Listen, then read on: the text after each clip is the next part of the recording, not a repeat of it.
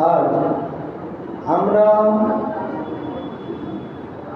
কৃষ্ণদাস কবিরাজ গোস্বামী যে চরিত্র কথা শুনছিলাম, সেই চরিত্র কথা আরো কিছু তার লীলাবলী, চৈতন্য চৈতামৃত গ্রন্থের গুণাবলী আমরা আগে শ্রবণ করেছি কৃষ্ণদাস কবিরাজ কে। তিনি যে সে নাম, তার সম্বন্ধে যদি বলা হয়, বলছেন যেমন 6 জন গোস্বামী আছে, এই গোস্বামীর অষ্ট গোস্বামী ছাড়াও এনাকে এক অন্যতম গোস্বামী আখ্যায়িত করা হয়। যেখানে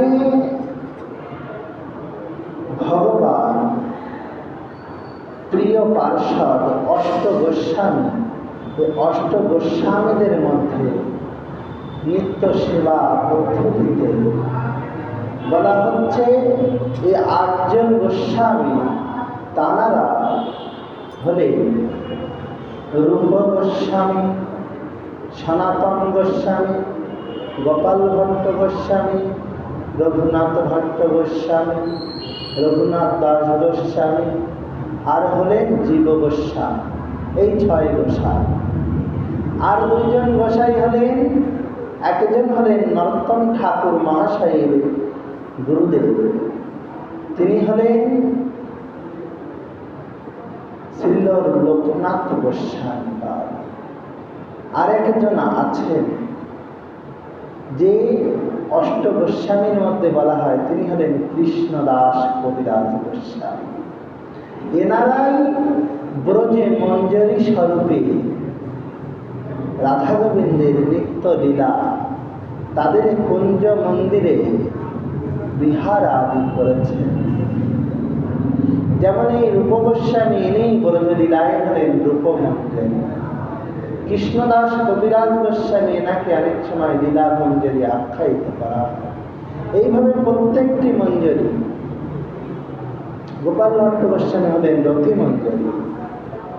এরকম মঞ্জরী রূপে এনারা এমনই যে রাধা কৃষ্ণের যে পরম ভাব প্রকাষ্ঠা, শ্রী মহাভাব স্বরূপা শ্রী রাধা ঠাকুরানী, সেই রাধা ঠাকুরানী অন্তরঙ্গ যে লীলাবলী গুণাবলী কথন, এই গোস্বামীগণ তার পুঙ্খানুপুঙ্খ ভাবে অধ্যয়ন করেছে। বলছেন যে কবিরাজ গোস্বামী এমনই এক মহাজন, যার সম্বন্ধে যত বলবেন তার পবিত্র প্রতিভা, যার সিদ্ধান্তের সীমা কোনো অন্ত নাই, যার প্রতি স্বয়ং নিত্যানন্দ প্রভু কৃপা করে বৃন্দাবনে পাঠিয়েছিলেন। এনার পিতার নাম ছিল ভগীরথ আর মাতা সুনন্দা দেবী। ইনি ঝামটপুর নামক গ্রামে আবির্ভূত হয়েছিলেন, কাটোয়ার কাছাকাছি সঙ্গে। যদি কেউ কাটোয়া ধামে যান, কাটোয়া ধামে বিশেষ বিশেষ কাছাকাছি বহু বহু মহাজন, তাঁরা ওই কাটোয়া ধামে এসেছেন। স্বয়ং শ্রীকৃষ্ণ চৈতন্য মহাপ্রভু তিনি ওই কাটোয়া ধামে কেশব ভারতী গুরু মহারাজ, তার সন্ন্যাস দীক্ষা গুরু, সন্ন্যাস গুরু, সেই কেশব ভারতী আশ্রম আছে, আজও বিদ্যমান। সেখানে গেলেই দেখতে পাবেন, সেখানে মহাপ্রভু সন্ন্যাস লীলা, কপট সন্ন্যাস দেশা। সার্বভৌম ভট্টাচার্য বললেন, ওহো কপট সন্ন্যাস দেশা, হে প্রভু, তুমি কেন কপট সন্ন্যাস বেশ ধারণ করেছ? বলছেন কেন বললেন জানেন? কারণ মহাপ্রভু দেখলেন যে এই জগতের জীব সকল আমি হরিনাম এই নবদ্বীপে থেকে 1 বৎসর কালেরও বেশি প্রচার করেছি, কিন্তু এই পাষণ্ডীর দল এই হরিনাম হরিভক্তদের দেখলে একবার প্রণাম পর্যন্ত করে না। শুধু ভক্তজন, শুধু ভক্তগণ তাঁরাই প্রণাম, তাঁদের সুখ শ্রব্য, অর্থাৎ তাদের কানে এই হরিনাম সুখ আনে। বলছেন যখনই আপনি হরিনাম শুনতে গিয়ে যেমন কোনো খাদ্যের প্রতি লোভ, দেখবেন যদি কেউ বলে একটু কাঁচা তেঁতুলের সাথে একটু লবণ দিলে কি সুন্দর, যেন ওই কথা শুনলে যারা ওটা সেবন করেছে তাদের মুখে মনে হয় একটু লালা আসছে। তাই বলছেন মহাজন, যখন রাধা গোবিন্দের লীলা কথা শ্রবণের উদ্দেশ্য বা শ্রবণ করতে করতে ভাগবত ভক্তগণ ওইরূপ লালা, ওইরূপ ভাগবত কথা শুনে তাদের এতটা লালসা আসবে, তখনই রাধা গোবিন্দের চরণ কমল, রাধা গোবিন্দের কৃপা হতে পারে, না হলে আর হলো না। তাই বলছেন লোভ সাধু সঙ্গে হরিকথা, লোভ সবসময় সাধু সঙ্গে হরিকথা, সাধুজন যেখানে সঙ্গ করছে সেইখানে গিয়ে এই হরিকথা শুনতে হবে। যেখানে সাধুজন নাই সেই হরিকথায় কতটা ফলবতী হবে মহাজনই জানেন। কিন্তু মহাজন বলেছেন সাধু সঙ্গে হরিকথা কও, যদি সেই হরিকথা গুণ শোনো তাহলে অবশ্যই ভাগবত চরণ কমল প্রাপ্তি হতে পারে, এর কোনো সন্দেহ নাই, এর কোনো বিকল্প হয় না। এতে যে সন্দেহ করে সে মূঢ়মতি, পতিত পাষণ্ডী। কারণ এই ভাগবত কথা সাধু সঙ্গে শুনলে অবশ্যই ভাগবত চরণ কমল প্রাপ্তি হওয়া সম্ভব। তাই কবিরাজ গোস্বামী পাদ এই যে কাটোয়া ধাম, এখানেই এর কাছাকাছি অঞ্চলে ঝামটপুর গ্রাম প্রায় 4 কিমি দূরে উনি জগতে অবতীর্ণ হয়েছেন। তার পিতা হলেন ভগীরথ এবং মাতা সুনন্দা দেবী। অল্প বয়সে দেহ রাখেন, বাল্যকালে বলতে পারেন, কিন্তু তার কাছে ছেড়ে যান এক ভাইকে। তিনি ছিলেন কৃষ্ণদাস আর তার ভাই ছিল শ্যামদাস। তো এই শ্যামদাস আর কৃষ্ণদাস, শ্যামদাসের একটু বিচার আলাদা ছিল। তিনি মহাপ্রভুকে মানতেন, কিন্তু মানতেন না কাকে জানেন? মানতেন না নিতাইকে। তাই বলছেন মহাপ্রভু কৃষ্ণদাস কবিরাজ গোস্বামী বলছেন, ভাই দেহের এক অঙ্গকে মানিস আর অঙ্গকে না মানিস, অর্থাৎ এক অঙ্গকে যত্ন করিস আরেক অঙ্গকে যত্ন করিস না, তাহলে তোর হবে সর্বনাশ। তারপরে আর শ্যামদাসের অস্তিত্ব, আর কখনো তার নাম কোনো গ্রন্থ আদি ভাগবত ভক্তকে কোনো প্রকার পাওয়া যায় না। বলা হয়েছে যে সত্যিকারেরই মনে হয় শ্যামদাসের এইরূপ দ্বিরূপ ভাবের জন্য সর্বনাশই হয়েছিল। তাই বলছেন যে কবিরাজ গোস্বামী পাদ, ইনি রঘুনাথ দাস গোস্বামীর মুখে বর্ণিত মহাপ্রভুর অন্তলীলা, সেই গ্রন্থ আদি, সেই অন্তলীলা শ্রবণ করে তার কথা, যে অন্তলীলায় কি লীলা করেছেন গৌরাঙ্গ মহাপ্রভু আমার, সেই কথা শুনিবা লিখিবার জন্য বৃন্দাবনের বৈষ্ণবগণ আজ্ঞা করলেন যে কবিরাজ তুমিই পারবে, তুমি গোবিন্দ লীলামৃত কর্পূর, গোবিন্দ লীলামৃত কর্পূর তুল্য, তাহে তোমার যে কবিত্ব প্রতিভা সুকর্পূর, আরো ভালো করেছে। এবং এই যে বলছেন কর্পূর অমৃত অদ্ভুত মিলন, এই যে অদ্ভুত মিলন তুমি করেছ, রাধা গোবিন্দের অষ্টকারীয় যে লীলা, সেই লীলার তুমি যে ব্যাখ্যান করেছ কবিরাজ, তুমি একটু মহাপ্রভুর অন্তলীলা বর্ণনা করো। তাই এই কবিরাজ গোস্বামীপাদ রাধা মদন মোহনের কৃপা প্রাপ্ত হয়ে বলছেন, প্রাপ্ত হয়ে তারপরে কি করলেন? প্রাপ্ত হয়ে করলেন কি শোনেন। এর আগের দিনে এতদূর আমরা শ্রবণ করেছিলাম। এইবার বলছেন এই কৃপা প্রাপ্ত হওয়ার পর মদনমোহন যখন তার জন্য তার গ্রন্থ স্বীকৃতি স্বরূপে একখানি ফুল পুষ্প দিলেন, পুষ্প ফেললেন তার মস্তক হইতে, যে হে কবিরাজ, আমি তোমায় কৃপা করছি, তুমি গৌর হরির আমার সেই রাধা ভাব কান্তি ধরি, রাধা প্রেম গুরু করি, জগজি মাঝে হইব অবতীর্ণ। রাধা ভাব কান্তি ধরে রাধা প্রেম গুরু করে আমি জগ মাঝে অবতীর্ণ হয়েছি। এই যে জগ মাঝে আমি অবতীর্ণ হয়েছি, তার যে লীলাবলী আমি একটু আস্বাদন করতে চাই। তাই আমি এসেছি, আসব কোথায়? বলছেন ওই কাটোয়ারি নিকটবর্তী গ্রাম শ্রীনিবাস আচার্য প্রভুপাদের জন্মস্থল বা আবির্ভাব ভূমি। এই শ্রীনিবাস আচার্যরূপে আমি আসব এবং হে কবিরাজ, তুমি রসের ভাণ্ডারী, তুমি এই প্রেম রস, এই গ্রন্থ একটি গ্রন্থ আকারে গচ্ছিত করে রাখো। যেরূপ মহাপ্রভু একদা পদ্মা তীরে কি করছেন? নরু নরু বলি ডাকে প্রভু উচ্চস্বরে,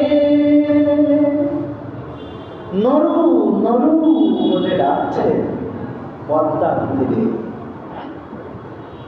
পদ্মার তীরে যখন নরু নরু বলে ডাকছেন, মহাপ্রভুর সহিত যত ভক্তগণ প্রিয় পার্শ্বদ তারা বলছেন যে প্রভু, আপনি নরু নরু বলে কাকে ডাকছেন? যখন এই কথা শুনলেন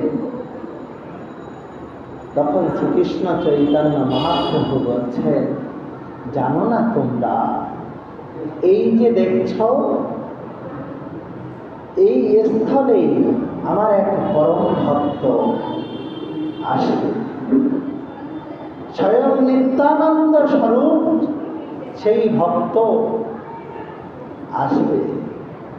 তোমরা জানো না, সেই ভক্ত যেদিন এই স্থলে আসবে, সে প্রেম ভক্তি সম্পদে পরিপূর্ণ হবে এবং তার জন্যই আমি এই স্থলে প্রেম গচ্ছিত করে রেখে দিতে চাই। তাই সেই স্থলে মহাপ্রভু পদ্মা তীরে নেমেছিলেন, নেমে পদ্মাতে স্নান করে বলেছিলেন, এ মা পদ্মে, বলছেন পদ্মা গঙ্গা দেবীরই আরেক স্বরূপ। তাই তিনি পদ্মা দেবীকে স্তুতি করে ডেকে বলেছিলেন যে শোনো পদ্মে, আমি যখন আসব আমার ওই পরম প্রিয় ভক্ত কিন্তু আসবে না। আমি যেদিন অন্তর্ধান করব তার কিছু কাল বাদে আমার সেই পরম ভক্ত আসবে। আমি তোমার কাছে ওই পরম ভক্তের জন্য প্রেমের সম্পদ গচ্ছিত করে রেখে গেলাম, তুমি আসলে তাকে দিয়ে দিও। যখন মহাপ্রভু এইরূপ বললেন পদ্মা দেবীকে, মা পদ্মা বলছেন যে প্রভু, বুঝলাম যে তোমার একজন পরম ভক্ত আসবে, কিন্তু প্রভু সে যখনই আসুক আমি তাকে কি করে চিনব? তখন মহাপ্রভু বলে দিলেন, গঙ্গাতে স্নান করে তিনি বলছেন, শোনো মা, যার পরশে তুমি অধিক উছলিবা, সেই মোর প্রিয় ভক্ত নরোত্তম জানিবা। যার পরশে তুমি বেশি উছলিবা, অর্থাৎ তোমার অঙ্গে যে ঢেউ অত্যন্ত আকারে হবে, যার স্পর্শ মাত্রই সেই দিন তুমি জানতে পারবে সেই আমার পরম ভক্ত নরোত্তম। এই নরোত্তম ঠাকুর মহাশয়ের জন্য মহাপ্রভু স্বয়ং নিজে পদ্মা দেবীর কাছে সম্পদ গচ্ছিত করে রেখেছিলেন, প্রেম সম্পদ। তাই তার যে অদ্ভুত প্রেম ভক্তি চন্দ্রিকা এবং প্রার্থনা গ্রন্থ আস্বাদন করলে বোঝা যায় যে সত্যিই প্রেম ভক্তি রাজ্যের চন্দ্রিকা স্বরূপ। গ্রন্থখানি যেন প্রেম ভক্তি রাজ্যের চন্দ্রিকা, অর্থাৎ আলোকময়, দিব্য, এবং তার যে বিশেষ বিশ্লেষণ এবং তার যে সুন্দর ব্যাখ্যা এবং তার যে সুন্দর রচনাবলী এবং সুন্দরভাবে বর্ণিত মঞ্জুরি ভাবস্বরূপের ধ্যান ধারণা, প্রেম ভক্তি সম্পদের পরিস্ফুটতা কিভাবে হবে, কিভাবে প্রেম ভক্তি লাভ করবেন, লাভ করে আপনি কি করতে পারেন, সমস্ত কিছু পুঙ্খানুপুঙ্খভাবে ঠাকুর মহাশয় বর্ণনা করে গিয়েছে। তাই বলছেন সেইরূপ কবিরাজ গোস্বামী যাতে পরবর্তী ভক্তজন, মহান মহান ভক্তগণ তাঁরা এসে এই মহাপ্রভুর প্রেম ভক্তি আস্বাদন করতে পারেন, তাই তিনি কি করলেন? চৈতন্য চরিতামৃত। তাই রাধা মদন মোহনের কৃপা আশীর্বাদ পেয়ে প্রভু এসেছেন। কোথায় এসেছেন? প্রভু প্রথম গেলেন লোকনাথ গোস্বামী পাদের নরোত্তম ঠাকুর মহাশয়ের গুরু মহারাজ। তখন নরোত্তম ঠাকুর মহাশয় বৃন্দাবনে আসেন না, তিনি বঙ্গদেশে আছেন, খেতুরি গ্রামে, খেতুরি ধাম। সেই খেতুরি ধামে তিনি কৃষ্ণানন্দের পুত্র বালক নরোত্তম রূপে আছেন। এদিকে কবিরাজ গোস্বামী চৈতন্য চরিতামৃত গ্রন্থ লিখবেন বলে তিনি আয়োজন শুরু করেছেন। কি আয়োজন? বলছে এই চৈতন্য চরিতামৃত নামটি কোথা থেকে এলো? বলছেন এই নামটি এসেছে কবি কর্ণপুর গোস্বামী পাদের চৈতন্য চরিতামৃত নাটক থেকে। কবি কর্ণপুর গোস্বামী পাদ তিনি চৈতন্য চরিতামৃত নামক একখানি নাটক লিখেছিলেন এবং সেই নাটকে এমন অদ্ভুতভাবে গৌরহরির বর্ণনা দিয়েছেন, কবি কর্ণপুর গোস্বামী পাদের কৃপার কথা আর বলার নাই। তিনি মহাপ্রভুর অদ্ভুত কৃপা পাত্র, যার কৃপায়, যার পদাঙ্গুষ্ঠ চষে তিনি কবিত্ব প্রতিভা লাভ করেছিলেন। মহাপ্রভুর পদাঙ্গুষ্ঠ, সাক্ষাৎ মহাপ্রভুর পদধূলি পাওয়া ছিল দুর্লভ, কারণ তিনি কোনো ভক্তকে কখনোই তার পদধূলি দিতেন না।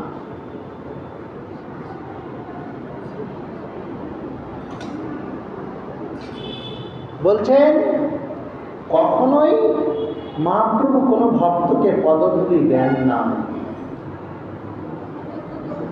কিন্তু এই কবি কর্ণপুর গোস্বামী 7 বছরের বালক যখন, সেই বয়সে যখন মহাপ্রভুর কাছে উপস্থিত হয়েছেন, মহাপ্রভুর ডান পায়ের বুড়ো আঙ্গুল, অঙ্গুষ্ঠ, সেই আঙ্গুলকে চুষেছিলেন এবং চুষতে চুষতে মহাজনগণ বলছেন যে সেই অঙ্গুষ্ঠ থেকে নাকি দুগ্ধ ধারা প্রবাহিত হয়েছিল।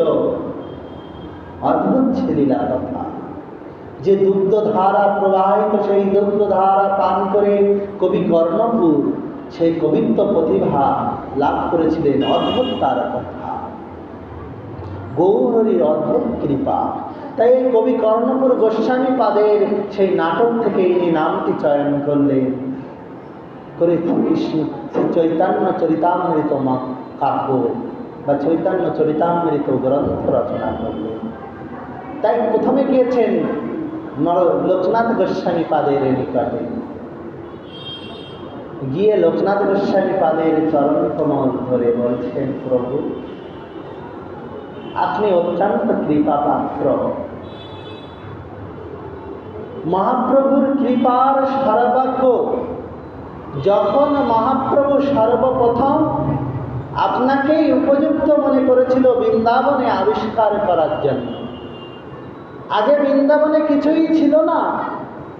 বৃন্দাবনে ছিল মাধবেন্দ্র প্রতিপাদের প্রতিষ্ঠিত শ্রীনাথজি বা গোপাল দেব, গোবর্ধন পর্বতের ওপরে ছিলেন তিনি, আর ছিলেন গিরি গোবর্ধন, আর ছিলেন যমুনা, আর বৃন্দাবন ছিল জঙ্গলাকীর্ণ, আর কিছুই ছিল না।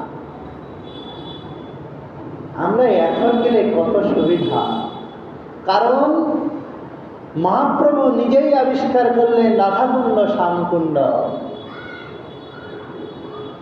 কিভাবে আবিষ্কার করলেন তার বিস্তৃত বর্ণনা চৈতন্য চরিতামৃত গ্রন্থে পাওয়া যায়। রূপ সনাতন গোস্বামী পাদ ও তানারা দুইজনে 333 খানা লীলাস্থলী আবিষ্কার করলেন, একটা নয়। রূপ গোস্বামী পাদ, সনাতন গোস্বামী পাদ আজ বৈষ্ণব জগতে সর্বসমাদৃত। কেন? তানারা রচনা করেছেন, তানারা আবিষ্কৃত করেছেন শুধু 333 খানা লীলাস্থলী, ভাগবত লীলাস্থলী, সাক্ষাৎ যেখানে মহাপ্রভু, যেখানে রাধা গোবিন্দের লীলা রয়েছে। তাই বলছেন যে আজ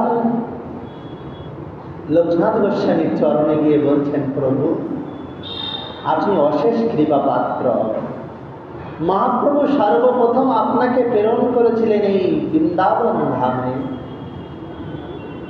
কত কষ্ট করে। তখন বৃন্দাবনে কোনো সুযোগ সুবিধা ছিল না, বৃন্দাবন জঙ্গলাকীর্ণ। সেই বনে জঙ্গলে লোকনাথ গোস্বামী আর ভূগর্ভ গোস্বামী পাদ তাঁরা বনে বনে পরিভ্রমণ করেন, আর ওই স্থানে কোথাও ধুলোয় ধূসরিত হয়ে গড়াগড়ি যান আর কাঁদতে থাকেন, হে বৃন্দাবন ধাম তুমি আমাদের কাছে ধরা দাও, হে রাধা রানী কোথায় কোন লীলা করেছে একটু জানিয়ে দাও।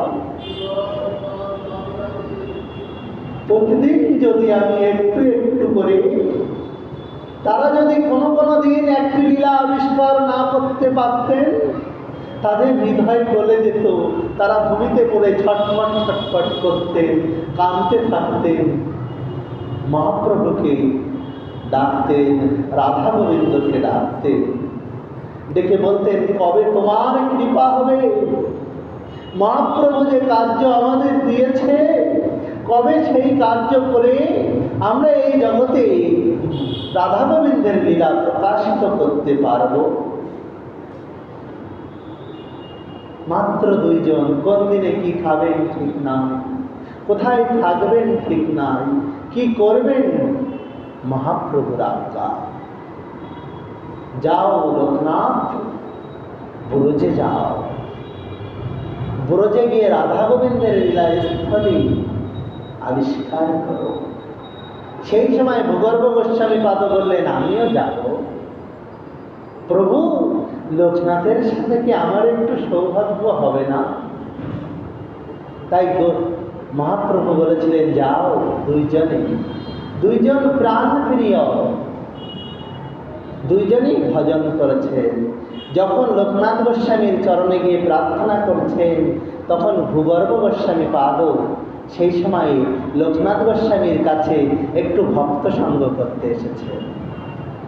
যখন লোকনাথ গোস্বামীর কাছে ভূগর্ভ গোস্বামী পাদও ধীরে ধীরে এসেছেন, তখন কৃষ্ণদাস কবিরাজ গোস্বামী উঠলেন, উঠে ভূগর্ভ গোস্বামী পাদেরও চরণ কমল বন্দনা করলেন, করে বললেন, আপনারা সেই মহান মহাজন যাঁরা সর্বপ্রথম ব্রজধামে এসেছেন মহাপ্রভুর আজ্ঞাতে, এবং আপনারা পরবর্তীকালীন যত মহাজন, রূপ সনাতন আদি বল্লভাচার্য থেকে শুরু করে যতজন এসেছেন, সকলের থাকার ব্যবস্থা থেকে শুরু করে সব করে দিয়েছেন আপনারা। যে প্রথম কোনো স্থান গড়ে তোলে তার সবচেয়ে বেশি কষ্ট হয়, কিন্তু তারপরে একটু তৈরি হয়ে গেলে আর সমস্যা হয়। সাকসেসের প্রথম ধাপটা খুব বড়। ভাগবত ভক্তির শুরুটা খুব বড় মনে হয়, কিন্তু একবার শুরু হয়ে গেলে না, অল্পে অল্পে অল্পে অল্পে জীব পায় ভবসিন্ধুকুল। অল্প অল্প করতে করতে এই ভক্তি পথের ভক্তি কথা, ভক্তি ভাগবত সঙ্গ, ভাগবত অধ্যয়ন, ভাগবত সেবা করতে করতে অল্পে অল্পে পেয়ে যায় সেই ভবসিন্ধুকুল এবং রাধা কৃষ্ণের যুগল চরণ। অল্পে অল্পে পেয়ে যায়, কিন্তু প্রথম যে আশা ভক্তি পথে, সেটা মনে হয় খুব বড় কিছু, কিন্তু কিছুই নয়। শুধুমাত্র আপনার সদিচ্ছা এবং ভাগবত কৃপা, ভক্তের কৃপা যদি থাকে, তাহলেই পারবেন এই ভক্তি সমাজে আসে এবং ভক্তি জগতে ভাগবত ভজন করতে। তাই বলছে, যখন ভূগর্ভ গোস্বামী পাদের দুজনের চরণ যুগল প্রার্থনা করছেন, আপনারা সর্বপ্রথম আমাকে এই কৃপা করুন যাতে আমি মহাপ্রভুর অন্তিম লীলা কথা, বৃন্দাবন দাস ঠাকুর আদিখণ্ড মধ্যখণ্ড মহাপ্রভুর বাল্যকাল থেকে যে কৈশোর এবং সন্ন্যাস লীলা পর্যন্ত 24 বছর পর্যন্ত সুন্দর লিখেছেন। তারপরেও গমনাগমন খুব ভালো লিখেছেন, কিন্তু অন্তলীলা তিনি নিত্যানন্দ মহিমায় এমন মত্ত হয়ে গিয়েছেন বৃন্দাবন দাস ঠাকুর, যে তিনি মহাপ্রভুর মহিমা কথা সেখানে স্বল্প বিস্তর বর্ণনা করেছেন। তাই আজ কবিরাজ গোস্বামী পাদ বলছেন যে আমি ওনার উপরে কিছু করতে চাইছি না, কারণ উনি হলেন ব্যাস অবতার, তার উপরে আর কি করব। যে বেদব্যাস শ্রীমদ্ ভাগবত লিখেছেন, সেই বেদব্যাস বৃন্দাবন দাস ঠাকুর রূপেই চৈতন্য ভাগবত রচনা করেছেন। তাহলে আমি তার উপরে কি লিখব? যে যে স্থানে বৃন্দাবন দাস না করিলেন বর্ণন, সেই সেই স্থানে একটু বর্ণি কিছুক্ষণ। মহাপ্রভুর জীবনচরিতে জানতে গেলে যেরূপ চৈতন্য ভাগবত আস্বাদন করতে হবে, সেই রূপ চৈতন্য চরিতামৃত। এ যেন একে অপরের পরিপূরক। চৈতন্য ভাগবত ছাড়া শুধু চৈতন্য চরিতামৃত আস্বাদনেই মহাপ্রভুর সম্পূর্ণ জীবনী, তার সম্পূর্ণ কৃপা প্রাপ্ত হওয়া যায় না। তাই চৈতন্য ভাগবত প্রাণ কি, বৃন্দাবন দাস ঠাকুর কি, চৈতন্য চরিতামৃত কি, কৃষ্ণদাস কবিরাজ গোস্বামী পাদ কি, জয় জয় নিতাই গৌর গোবিন্দে হরি বল। একটু ধ্বনি।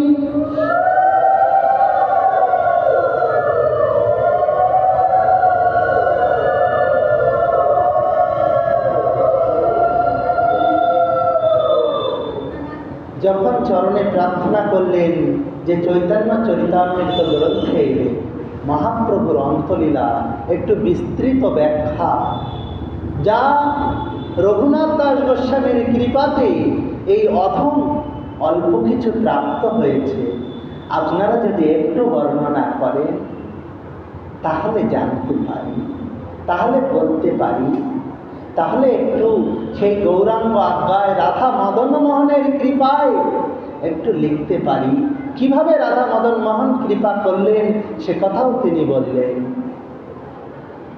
তখন লোকনাথ গোস্বামী নিজের হৃদয়ের কথা বলছেন, শোনো শোনো কৃষ্ণদাস, শোনো কৃষ্ণদাস, তুমি জানো না আমার মনের কি অভিলাষ। কি অভিলাষ জানো? যখন নবদ্বীপ ধাম ত্যাগ করে ব্রজধামে এলাম, আমরা দুই ভাই, গুরু ভাইও নয়, কিন্তু বৈষ্ণব জগতের ভাই।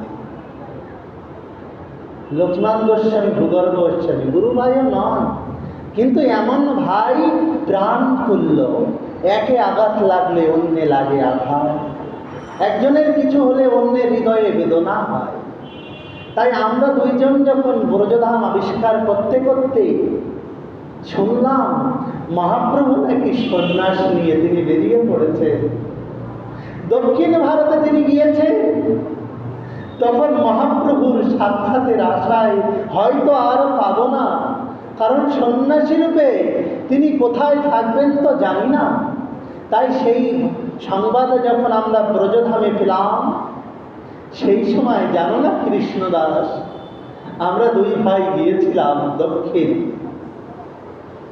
চিন্তা করুন, মহাপ্রভু কোথায় আছেন জানেন না, দক্ষিণ ভারতে কোথায় ভ্রমণ করছেন জানেন না, কিন্তু দুই ভাই গিয়েছিলাম জানো দক্ষিণ। গিয়ে কি করলাম, দক্ষিণ ভারতে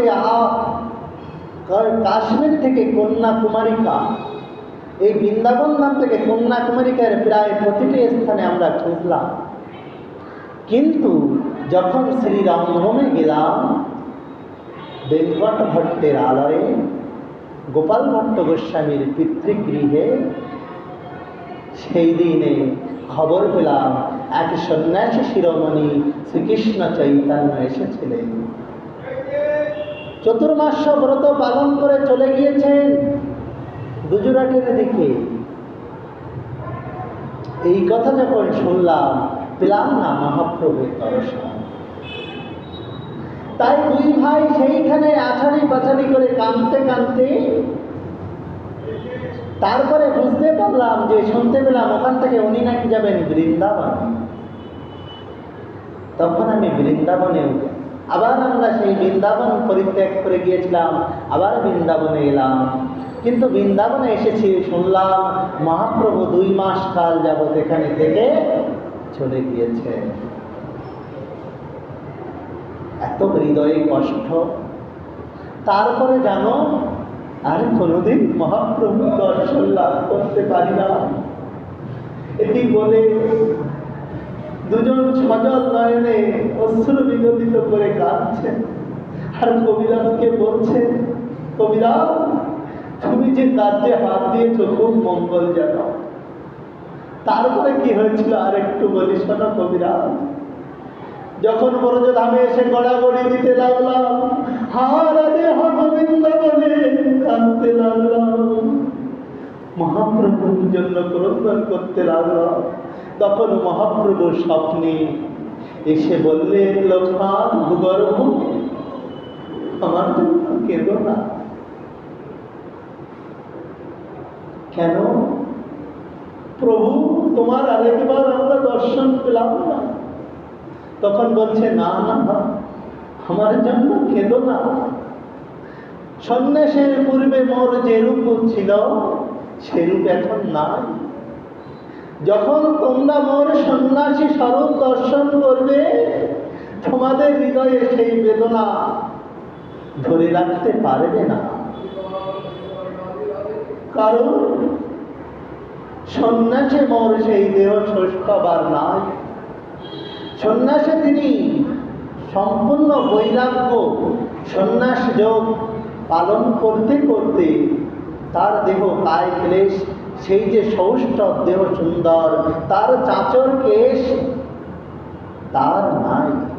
বলছেন সেই সার্বভৌম ভট্টাচার্যের যে বর্ণিত শ্লোক, সেই ভাবার নাই। উজ্জ্বল বরণ গৌরবর দেহ বিলসিত নিরবধি ভাব বিদেহ, দুর্জন তর্জন কারণ করুণ অঙ্কনমামি চ শ্রী সচিতানয়া। হে লোকনাথ, আমার সেই উজ্জ্বল বরণ গৌরবর দেহ আর সেইরূপ দেহ সৌষ্ঠব আজ নাই। সেই সুন্দর চাচর কেশ আর নাই। মাথা মণ্ডিত শিখা, গৈরিক বসন পরিহিতা। কি করব বলো, সন্ন্যাসে কাজ, মোর কাজ কি প্রয়োজন? এই সন্ন্যাস জগৎ জীবের জন্য আমি গ্রহণ করেছি, কিন্তু তোমরা আমার এই রূপ দর্শন করো না। আমার পূর্বে যে রূপ নবদ্বীপে দর্শন করেছিলে সেই রূপ নিয়েই থাকো, তাহলে তোমাদের মনে যে আনন্দ হবে এই রূপ দর্শন করলে সেই আনন্দ হবে না। তাই দেখবে আজও বেশিরভাগ স্থানে মহাপ্রভু সেই গৌর সুন্দরের 24 বছর আগের যে রূপ ছিল সেই রূপেরই সেবা পূজা হয়ে থাকে। সন্ন্যাস রূপের সেবা বা তার সেই বিগ্রহ খুব কমই পাওয়া যায়, কিন্তু মহাপ্রভুর নবদ্বীপ লীলার যে সুন্দর অঙ্গ কান্তি বিশিষ্ট গৌরহরি সেই রূপেই বেশিরভাগ মন্দিরে মন্দিরে দর্শন পাবেন।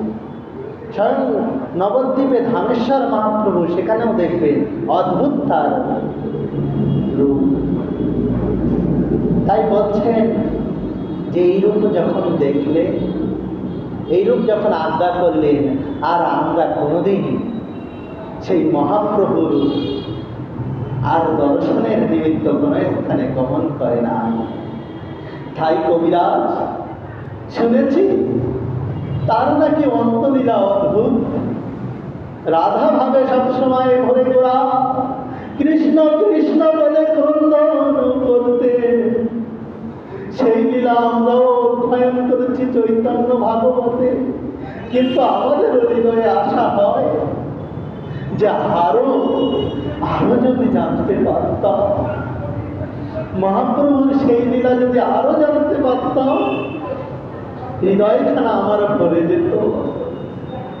তা কবিরাজ, তোমাকে কৃপা করছি, তুমি মহাপ্রভুর লীলা রচনা করো।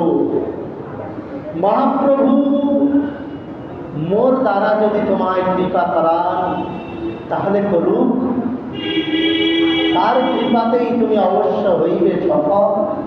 তোমার কবিত্ব শক্তি অদ্ভুত, গোবিন্দ লীলামৃতে তার স্পষ্টভাবে বোঝা যায়।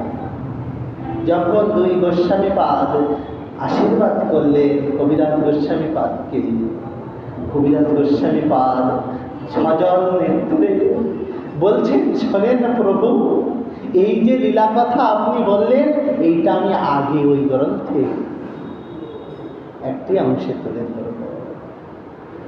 তখন লোকনাথ গোস্বামী আর ভূগর্ভ গোস্বামীপাদ বলছেন, বড় কৃপা করেছ কবিরাজ, কিন্তু আমার একটা কথা রাখবে তুমি।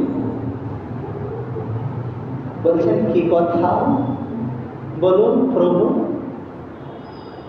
বলছে লোকনাথ গোস্বামীপাদ, ভূগর্ভ গোস্বামীপাদ, মোর না নাম লিখিবে ওই গ্রন্থের কোনখানে। মোদের নাম না লিখো ওই গ্রন্থের কোনখানে, মোদের যশ প্রতিষ্ঠা হবে জানি কহিলাম আমি। আমাদের যশ প্রতিষ্ঠা হবে জগতে, সবাই জানবে এই ভূগর্ভ গোস্বামী লোকনাথ গোস্বামী এই নামে আমাদের যশ হবে। কারণ কবিরাজ গোস্বামী থেকে শুরু করে এই ষড় গোস্বামীগণে আমরা অষ্ট গোস্বামী, তবু আমাদের দুইজনের নাম কৃপা করে লিখবে না। তোমার ওই গ্রন্থের এক স্থলে কোথাও যেন লোকনাথ বা ভূগর্ভ এই নামটি না পাওয়া যায়, তাহলে আমাদের মতো বড় পিত আর কেউ হবে না। যেইখানে লোকনাথ গোস্বামীপাদ এই কথা বললেন, সেই কবিরাজ গোস্বামী ভূমিতে আছাড়কে বললেন, কি বললেন, প্রভু এ কথা আমি রাখতে পারবো না, কারণ তোমাদের কথা ছাড়া চৈতন্য চরিতামৃত অসম্পূর্ণ থেকে যাবে। বলছেন, না তুমি বুঝতে পারছো না কবিরাজ, মোর যশ প্রতিষ্ঠা হবে জানি, এই বাণী কহিলাম আমি। আমাদের যশ প্রতিষ্ঠা হবে তা আমরা চাই না। অষ্ট গোস্বামীগণের মধ্যে আমাদের নাম না থাকুক, তুমি ষড় গোস্বামী বলেই উল্লেখ করবে অন্য 6 জনের নাম। দেখুন ভক্তগণ কেমন বলছেন লাভ পূজা প্রতিষ্ঠা অসার জঞ্জাল।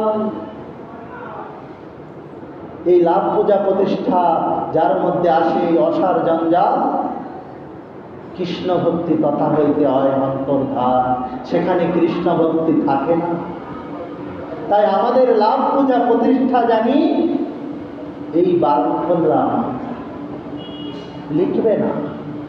কবিরাজ গোস্বামীপাদ সজল নেত্রে যা আজ্ঞা করলেন আপনাদের যা করুণা কৃপা, তাই আমরা চৈতন্য চৈতন্য গ্রন্থ আদিতে বিশেষ কোনো স্থানে ভূগর্ভ গোস্বামীপাদ রঘুনাথ গোস্বামীপাদের চরিত্র কথা পাই না।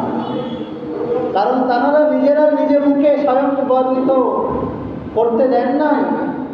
এই ভূগর্ভ গোস্বামীপাদ এনাদের অজেয় ধাম আবিষ্কারে অত্যন্ত মাহাত্ম্যপূর্ণ ভূমিকা এনারা কি না জানি করেছেন, কিন্তু সেই লীলা আজ তাদের কারণে আমাদের কাছে অপ্রকট, আমরা জানি না।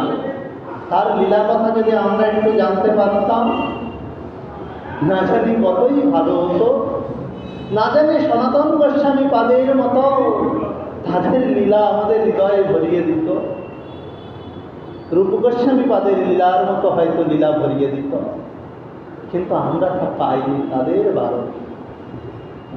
এইভাবে অন্য অন্য ব্রজের বড় বড় মহান্তগণ, ব্রজবাসীগণ, বড় বড় ভক্তগণ, গৌর ভক্তগণ সকলের চরণ তলে গিয়ে প্রার্থনা করলেন যে আমি একটু এই কথা লিখতে চাই, একটু কৃপা করুন। সম্মিলিত ভক্তগণের মহাজনের কৃপা আশীর্বাদে স্বয়ং প্রবাদানন্দ সরস্বতীবাদ তিনি নন্দকূপে থাকতেন, গোপাল ভট্ট গোস্বামীপাদের গুরু মহারাজ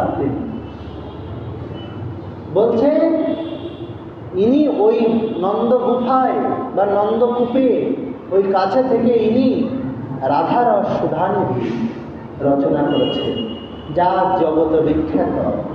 বৈষ্ণবগণে হৃদয় করল। রাধাকুণ্ডে যখন কার্তিক ব্রত সম্পন্ন শুরু হয়, সেখানে বেশ বহু মন্দিরে তো ভাগবত কথা হয়, তার মধ্যে রাধাকুণ্ডের আশেপাশে বোজানন্দ ঘেরা থেকে শুরু করে গৌর নিতাই গিরিধারী মন্দির, তারপরে ব্যাসঘেরা, এসব স্থানে এই রাধারস সুধানিধি পাঠ হয়ে থাকে। অদ্ভুত গ্রন্থ।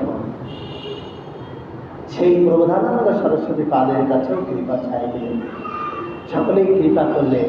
অদ্ভুত কবিরাজ, তোমার পবিত্র কর্পূর তুল্য, অত্যন্ত সুগন্ধ সুমিশ্রিত, অদ্ভুত মিষ্ট অমৃত তুল্য, তুমি লেখো, একটু মহাপ্রভুর জীবনী লেখো। তাই কবিরাজ গোস্বামী সবার চরণে আজ্ঞা নিয়ে সুন্দর সুন্দর গ্রন্থ আদি নিয়ে বসলেন। কি কি নিলেন? চৈতন্য ভাগবত প্রথমে রাখলেন, মুরারি গুপ্তের করচা, শরৎ দামোদরের করচা, আরও বিভিন্ন গ্রন্থ, কবি কর্ণপুর গোস্বামীর যত যত নাটকাদি তিনি লিখেছেন, রূপ সনাতনের বিভিন্ন ললিত মাধব, বিদগ্ধ মাধব, উজ্জ্বল নীলমণি থেকে শুরু করে শ্রীমদ্ ভাগবত গীতা, শ্রীমদ্ ভাগবত, স্কন্দ পুরাণ, বড় বড় পুরাণ সব নিয়ে বসেছেন। অবশ্য তার মধ্যে জ্ঞানভাণ্ডার পরিপূর্ণ, তবুও তিনি সমস্ত গোস্বামী গ্রন্থ আদি থেকে শুরু করে সমস্ত জাগতিক যত গ্রন্থ আদি নিয়ে বসেছেন। বসে উনি আরম্ভ করলেন, গ্রন্থের প্রারম্ভে করি মঙ্গলাচরণ। মঙ্গলাচরণ করছেন শ্রী গুরু বৈষ্ণব ভগবান, তিনের শরণ, তিনের শরণে হয় বিঘ্ন বিনাশ। বলে দিলেন পরিষ্কার যে যদি কোনো বিঘ্ন বিনাশ করতে চান, তিনের স্মরণ করুন, শ্রীগুরু বৈষ্ণব ভগবান। গুরুদেবের স্মরণ করুন, আর পরম বৈষ্ণবের স্মরণ করুন, আর ভগবানের স্মরণ করুন।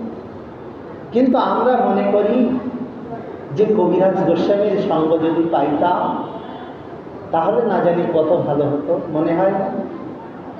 মনে হয় না? একটু বৃন্দাবন দাস ঠাকুরের সঙ্গ যদি পাইতাম কত ভালো হতো, একটু ঠাকুর মহাশয়ের সঙ্গ যদি পেতাম কত ভালো হতো। বলছেন সঙ্গ পাবেন, সঙ্গ পাবেন তাদের এই গ্রন্থ আস্বাদনে। তারা সঙ্গ দেওয়ার জন্য গ্রন্থ রচনা করে দিয়েছেন। সেই গ্রন্থ যত আস্বাদন করবেন তত দেখবেন কবিরাজ গোস্বামী তাদের সঙ্গ লাভ করছেন। তার কৃপা, এই গ্রন্থ তার প্রাণ স্বরূপ। তিনি বলেছেন, যে জন চৈতন্য চরিতামৃত গ্রন্থ করে আস্বাদন, তার চরণ ধুলি মোর মাথে করিনু গ্রহণ। জয় জয় নিতাই গৌরজনন্দে। কেমন কথা, কেমন দৈন্যতা! যে যে চৈতন্য চরিতামৃত গ্রন্থ করে আস্বাদন, স্বয়ং কবিরাজ গোস্বামী পাদ নাকি তার চরণ ধুলি তার মস্তকে গ্রহণ করবেন। অতটা না জানি দৈন্যতা না থাকলে এ কথা বলা যায় না। তাই কবিরাজ গোস্বামী পাদ যখন গ্রন্থ লেখন শুরু করলেন, তার প্রিয় শিষ্য মুকুন্দ দাস গুরুদেবের ধারে বসে বসে গুরুদেবকে সহযোগিতা করতেন। বলতেন, গুরুদেব আপনার যা দরকার আমায় বলবেন, আমি সমস্ত বিষয় দেখব, আপনি রচনা করতে মনোনিবেশ করুন। তখন কবিরাজ গোস্বামী পাদ যখন গ্রন্থ লিখতে লিখতে লিখতে লিখতে প্রথম অধ্যায় তার তৈরি হল, তখন বললেন, মুকুন্দ, মুকুন্দ এই নাম। কি দিলেন? বলছেন, দিয়েছে সেই গ্রন্থের প্রথম অধ্যায় কেন। মুকুন্দ দাস তার কাছে সেই গ্রন্থ গুরুদেবের প্রাণতুল্য, সেই গ্রন্থের প্রথম অধ্যায় রেখে সযত্নে রেখে দিলেন সেই পুঁথিখানি। বলছেন, আজও এই পুঁথিখানি দেখতে পাওয়া যায় রাধা দামোদর মন্দিরে কবিরাজ গোস্বামীর হাতে। প্রায় 500 বছরের প্রাচীন পুঁথি। তাই বলছেন, যখন এই গ্রন্থ লিখছেন লিখছেন লিখছেন, প্রথমে আদিখণ্ড, মধ্যখণ্ড, অন্তখণ্ড লিখছেন, অদ্ভুত অন্তখণ্ড তিনি 20 অধ্যায়ে লিখলেন। 20টি অধ্যায় করলেন অন্তখণ্ডে। শিক্ষা অষ্টকম থেকে শুরু করে অত্যন্ত অদ্ভুত অদ্ভুত। বলছেন যে তিনি চৈতন্য চরিতামৃত গ্রন্থে প্রথমে 17খানা শ্লোকে মঙ্গলাচরণ করলেন, গ্রন্থের মঙ্গলাচরণ করলেন। প্রথম শ্লোক কি লিখলেন? বন্দে গুরুনিশ ভক্তানিশ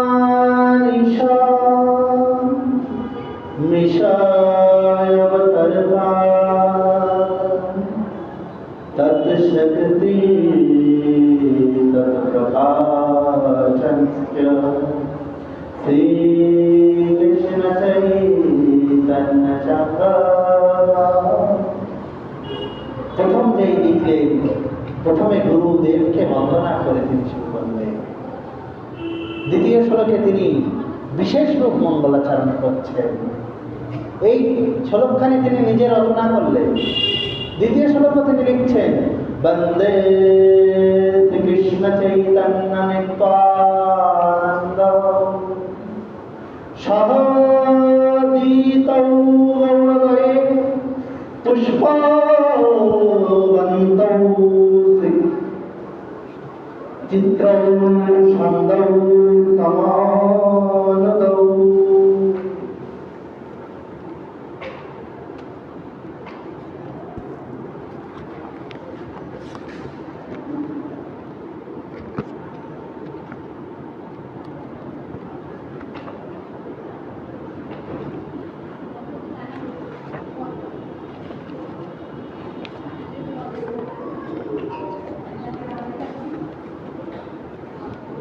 তারপরে তিনি তৃতীয় শ্লোক লিখছেন, বলছেন, যদদ্বৈতং ব্রহ্মায়ুপনিষদি তদয়বিশ্বতম্ভা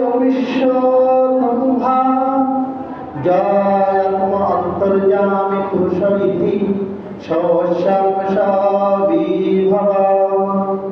ষড়ৈশ্বর্য পুণ্য জয় ভগবান স্বয়ময়া ন চৈতন্যত জগৎ জগতি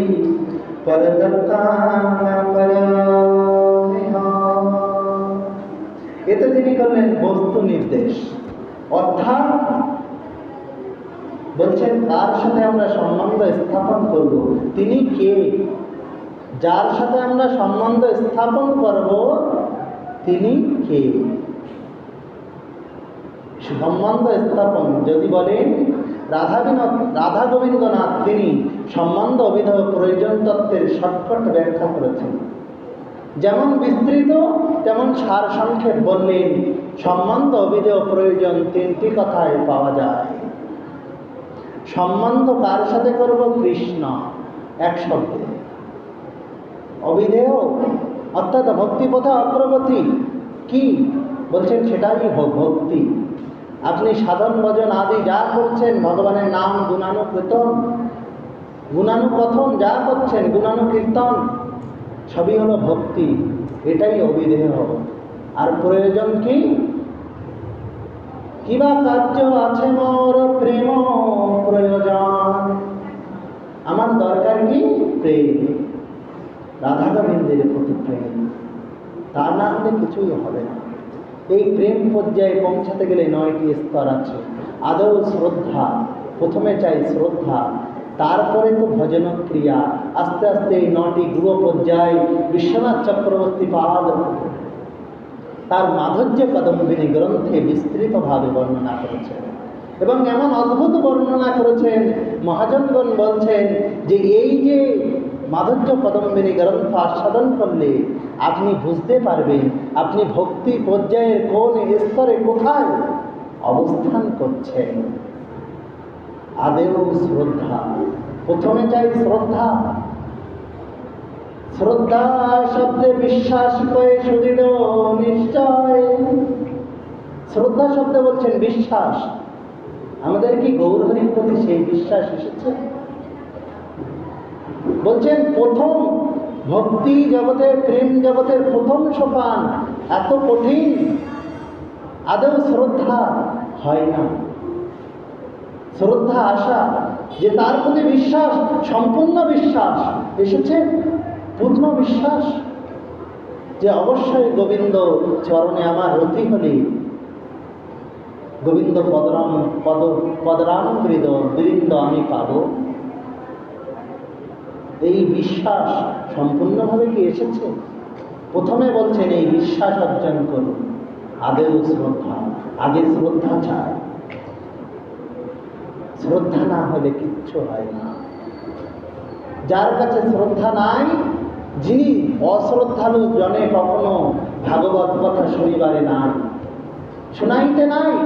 যারা অশ্রদ্ধা আছে তাদেরকে ভাগবত কথা শোনাতে নাই। বলছে অশ্রদ্ধালু জনে কখনো ভাগবত কথা শ্রবণ করাইবে না, কারণ সে সেই ভাগবত কথার উপহাস করতে পারে, তাতে অপরাধের সঞ্চার হয়।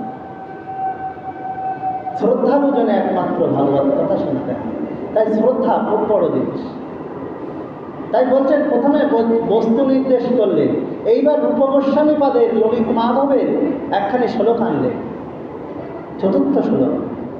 এগুলির এক একটি শ্লোকের বিস্তৃত ব্যাখ্যা তিনি 7টি অধ্যায়ে করেছেন, আরও বেশি অধ্যায়। এই শ্লোকগুলির ব্যাখ্যা করেই তিনি প্রথম খণ্ড রচনা করেছেন, আদিখণ্ড। মহাপ্রভুর আদিখণ্ডের বর্ণনা এই 17টি শ্লোকের ওপরেই গেছে। তাই বলছেন এই জন্য এই শ্লোকগুলির যে বিশাল অর্থ সেগুলি ব্যাখ্যা করছি না, শুধু জানাচ্ছি যে গ্রন্থটা কেমন, যতটুকু রাধা গোবিন্দে গুরু মহারাজের কৃপা। তাই বলছেন চতুর্থ শ্লোক কি বলছেন, অনারপিত চরিচিরাত করুণায় অবতীর্ণ কলৌ সমারপয়তমন্নত উজ্জ্বল রসাম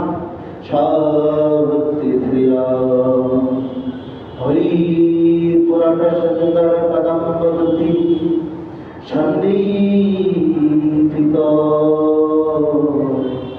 সদা হৃদয় প্রান্তরে পুরত সচিনন্দন। বলছেন এই শ্লোকে তিনি জগৎকে আশীর্বাদ করলেন। করুণায় অবতীর্ণ কদম, যা জগতে কখনো অর্পণ করা হয় নাই, সেই প্রেমভক্তি জগতে জীবের মাঝে অকাতরে গরিব দুঃখী কাঙাল বেশে সকলকে বিলিয়ে দিয়েছেন। তারপর পঞ্চম শ্লোক তিনি লিখছেন,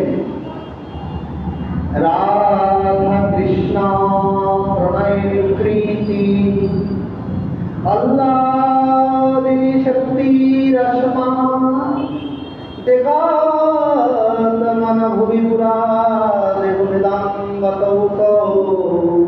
চৈতন্যাখ্যা প্রকট মধুনা তত্তয়ঞ্চ কামাত্তা রাধা সুবলিতা নৌমি কৃষ্ণ স্বরূপা। এই শ্লোকখানেও ললিত মাধব থেকে তুললেন। এরপরে তিনি বলছেন, এইবারে এই যে শ্লোকখানে তিনি বললেন, বলছেন বলরাম দাস, কবি বলরাম দাস মহাজনী কবি, তিনি লিখেছেন মহাপ্রভু কেন জগতে এলেন জগৎ মাঝারে, সেই আসার কারণটা এই শ্লোকে বর্ণনা করেছেন। বলরাম দাস কি লিখলেন, কই ছন তুয়া প্রেমা কই ছন মধুরিমা কই ছন প্রীতি রস সার কই ছন প্রীতি রস সার বোঝের এই বাঞ্ছিত না হইল পুরা। আরে বোঝের এই বাঞ্ছিত না হইল পুরা।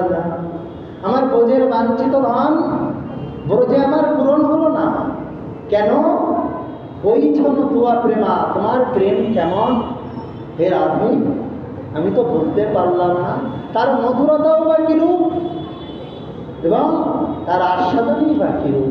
তাই এখানে কবিরাজ গোস্বামী পাদ লিখলেন, শ্রীরাধয়া প্রণয় বিকৃতি কীদৃশবানৈবা সাত্ত্বা যেন অদ্ভুত মধুরিমা কীদৃশবা মদীয়া সৌখ্যম চাস্যম মাদং ভাবত কীদৃশা ব্যতিলভা তদ্ভাবত্য সমাজানি তদ্ভাবত্য সমাজানি সচিগর্ভসিন্ধৌ হরিন্দৌ। বলছেন এই তিনটি কারণে, কৈছন তুয়া প্রেমা, কৈছন মধুরিমা আর কৈছন প্রীতি রসসার, এই তিনটি কারণেই তিনি কোথায় এলেন? সচি গর্ভ সিন্ধু মাঝে এসেছেন না। এই তিনটি কারণে তিনি গৌরবী হরিরূপে কেন এলেন জগতে সেটি বর্ণনা করেন। এরপরে স্বরূপ দামোদর গোস্বামীর করচা থেকে তিনি তুললেন এবং মহাপ্রভুর বাল্যলীলা, মূলত মুরারি গুপ্তের করচা। যারা যারা নবদ্বীপ ধামে গিয়েছেন, নবদ্বীপ ধামে মায়াপুরের পাটটায় চৈতন্যদেবের মাসির বাড়ি, তার সামনে থেকে একটি সোজা রাস্তা চলে গিয়েছে ওই পাট। ওই রাস্তা ধরে গিয়ে যে একটি রাম সীতা মন্দির বলে, ওইটাই হলো মুরারি গুপ্তের বাড়ি, মুরারি গুপ্তের ভবন। এইখানে তিনি মুরারি গুপ্তকে বলা হচ্ছে হনুমান, হনুমানের অবতার মুরারি গুপ্ত। ইনি রামকে ছাড়া আর কিছু বুঝলেন না। তাই এই মুরারি গুপ্ত ছোটবেলার থেকে মহাপ্রভুকে দর্শন করেছেন। তিনি তার ডায়েরি, করচান্তার ডায়েরি, তখনকার সময় ডায়েরি লেখা হয়। তাই মহাপ্রভুর লীলা পুঙ্খানুপুঙ্খভাবে, বাল্যলীলা এই মুরারি গুপ্তের করচায় বিশেষভাবে বর্ণিত আছে। অদ্ভুত তার বর্ণনা। না হলে তিনি যদি না লিখতেন করচাখানি, আমরা গৌরহরির বাল্যলীলা খুব সম্ভবত খুব পেতাম। কারণ যত যত মহাপ্রভুর বাল্যলীলা রচিত হয়েছে এই মুরারিগুপ্তের করচাখানি হয়েছে। তাই বলছেন এই গ্রন্থাদি থেকে এবার স্বরূপ দামোদরের করচা থেকে তিনি লিখছেন। কি লিখছেন শ্রবণ করুন। তিনি লিখছেন,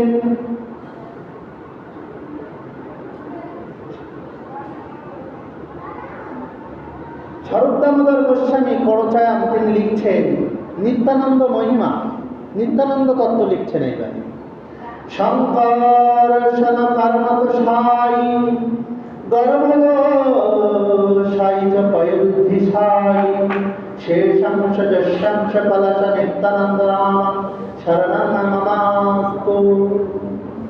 প্রথম শ্লোকে তিনি বললেন শঙ্কর সঞ্জীবী, তিনি কারমতসাই, তিনি গর্ভদোষাই, তিনি আবার পয়োধি।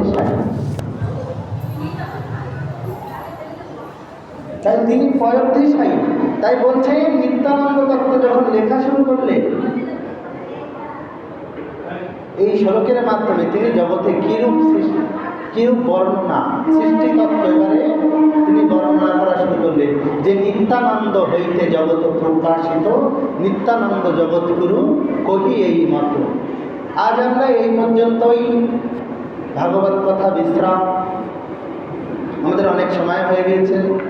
জয় জয় নিতাই গৌর প্রেমানন্দে হরি বল।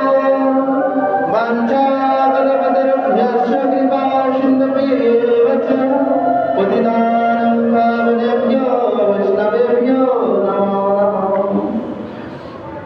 শ্রয়তাং শ্রয়তাং নিত্যাং নিয়তাং নিয়তাং নির্মুদা চিন্ততাং চিন্ততাং তত্ত্বতুর্টাং শ্রীকৃষ্ণ কথামৃতম। হরে কৃষ্ণ কৃষ্ণ কৃষ্ণ হরে হরে, হরে রাম রাম রাম হরে হরে।